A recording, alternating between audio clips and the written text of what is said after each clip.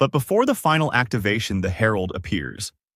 In a blur of silver and light, she smashes through the global bridges at blinding speed.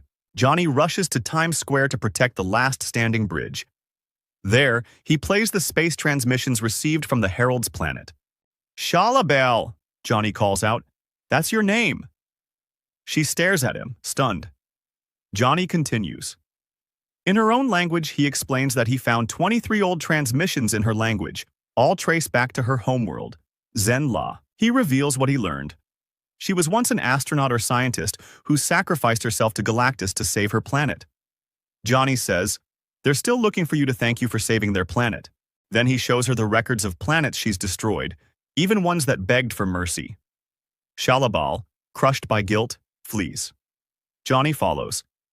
"I just want to save my world like you saved yours," he pleads. Shalabal shakes her head. "Then give him the child. If Franklin were older, he would have sacrificed himself like me."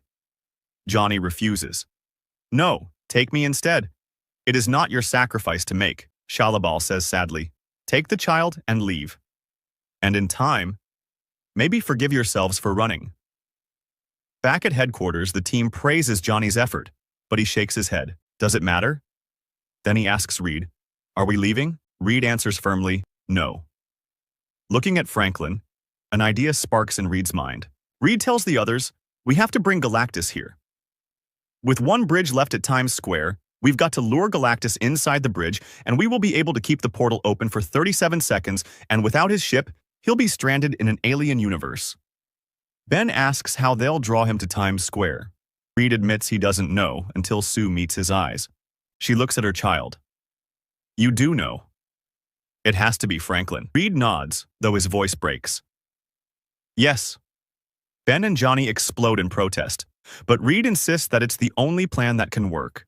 The next day, Reed unveils a special carrier for Franklin, reinforced with radiation shielding. Ben notes grimly that any path Galactus takes through the middle of New York could devastate the city and put countless lives at risk. Sue comes up with a plan to protect the people. She reaches out to the Mole Man and secures his help.